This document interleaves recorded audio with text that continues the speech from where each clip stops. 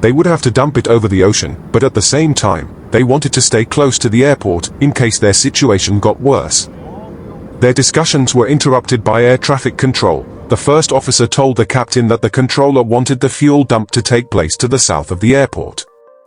This would take them further away from the airport, however. The captain now had a tough decision to make. If he opted to skip the fuel dump and land now, he would risk overshooting the runway on landing, possibly injuring or even killing passengers. However, if he turned to the south and began dumping fuel, and the situation in the cockpit deteriorated, it would be much harder to make it back to Halifax in time. The captain weighed up his options. He had a potential fire on board, but there was no smoke in the cabin, and the smoke in the cockpit wasn't that bad. His aircraft was overweight, and he still had dozens of checklist items to get through just to get the aircraft set up for landing.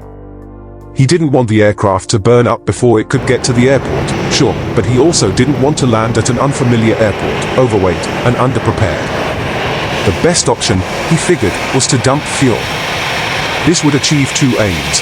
It would give him time to set the plane up for landing, and it would get the plane right enough so that landing would be safe. The first officer agreed and contacted air traffic control. This gave the controller the impression that the crew's situation was not an emergency. If they could afford to spend time away from the airport dumping fuel, they must have the situation under control. The truth was that neither he nor the pilots knew how dire the situation really was. In the compartment above the cockpit, the fire had begun to spread and intensify.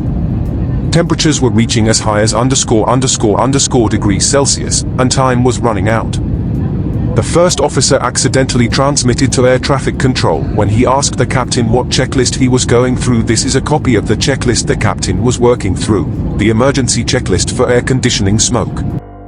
When the captain got to the bottom of it, and the smoke had still not decreased, he started the next, more serious checklist, the smoke or fumes of unknown origin checklist. This called for him to turn off the cabin bus, which supplied electrical power to the cabin. The purpose of this was to stop, or at least to isolate, any sources of ignition. When the captain turned this off, the passenger cabin was plunged into darkness. Except for one aspect of it. In the business class section, the in-flight entertainment screens were still glowing. When they had been fitted to the aircraft a few months previously, they were wired up not to the cabin bus, which handles the electricity supply for non-flight essential parts of the aircraft, but to a different electrical bus. This was not reflected in the checklist, however, as that had been created before the entertainment system had been installed. This meant that when the captain turned off the cabin bus, electrical power was still being supplied to the in-flight entertainment network, a system which Swissair pilots knew had had problems with overheating since it was first installed. Turning off the cabin bus had another fateful consequence. It disabled the recirculation fans, which up until that point had been drawing the air rearward into the space above the passenger cabin. Now that the fan was turned off, the smoke was free to move forwards towards the cockpit. As the plane reached 10,000 feet, the first officer began reducing the speed selected on the autopilot. In most airspace around the world, planes are restricted to flying at not above 250 knots, below 10,000 feet. However, given the urgency of their situation, the first officer asked the captain if he could keep the aircraft flying a bit faster. The captain said that he was busy with the checklists and that the first officer should fly the plane as he sees fit.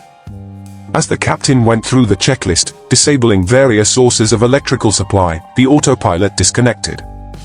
The first officer was now flying the aircraft manually. Already, the flight crew's workload was incredibly high. They were racing against the clock to get through checklists, both normal and emergency. They were preparing to dump fuel, and they were constantly keeping track of the level of smoke in the cockpit.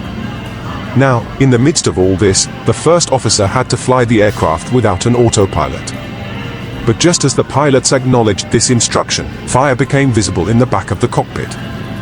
Onboard systems began to fail, and the pilots simultaneously declared an emergency to air traffic control. The captain informed the controller that they had to land immediately. But in an incredible stroke of bad luck, the controller missed this part of the transmission. Rather than directing the pilots back to the airport, he told them, as the fire spread, the aircraft system started failing one by one. The first officer's displays went blank, and he had to fly using only the small standby instruments in the middle of the cockpit. Acrid smoke began to fill the cockpit, and the pilots struggled to see their instruments. The calm sense of control that had prevailed up until this point now evaporated. This was now a fully fledged fight for survival.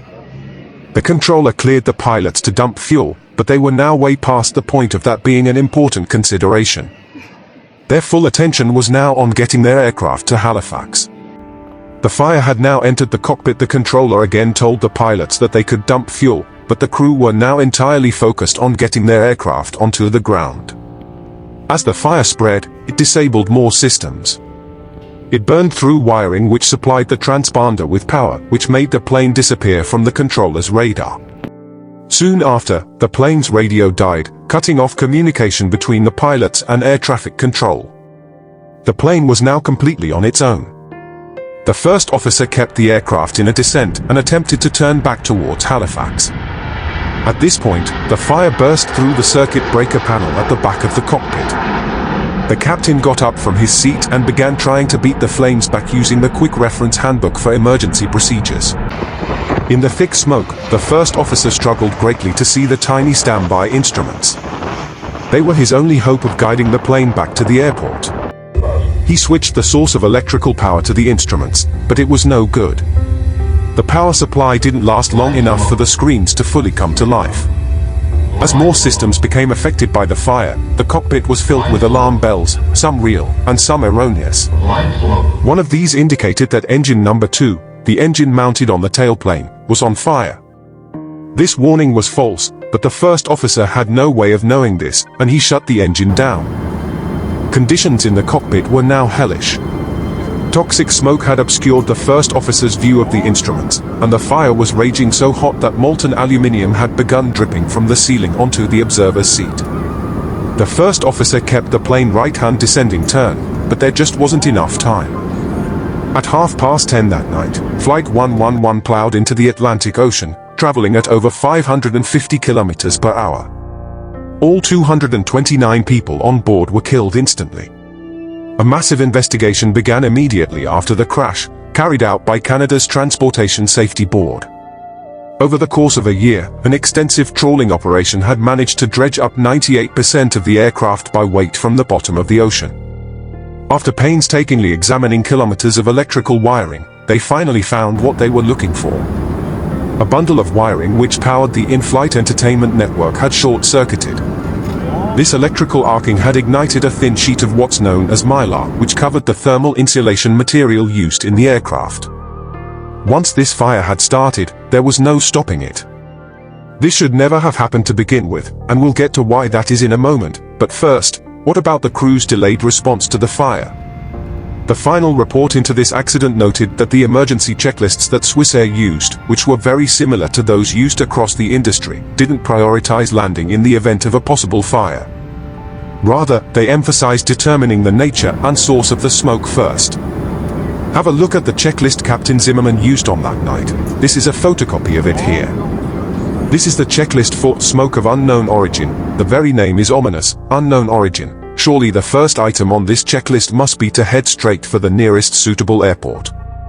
Well, no, in fact, that was the last item on the checklist. And bear in mind that this checklist is expected to take 20 to 30 minutes to complete.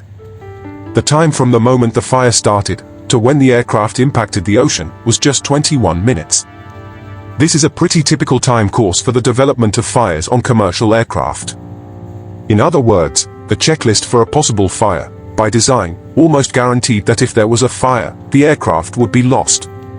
But tragically, investigators found that even if the crew had started an emergency descent into Halifax from the moment they first smelled smoke, they would still not have had enough time to make a landing. They were simply too far from Halifax when the fire started. Nonetheless, the crash of Swissair Flight 111 had a massive influence on the way onboard fires are treated in aircraft today. In fact, it completely changed the attitude in the industry. Nowadays, when a fire is suspected, pilots are trained to land immediately. What's more, checklists for fire and smoke now prioritize firefighting by the cabin crew and pilots, using the portable fire extinguishers carried on board. Crews are even trained to break through cabin interior panels to fight inaccessible fires. In addition to this, today, all insulation materials used on commercial aircraft must be shown not to ignite or propagate flame even when directly exposed to flame or electrical arcing. Smoke detectors are now installed in various parts of aircraft to provide crews with earlier warning if there is a fire. Thank you for watching video.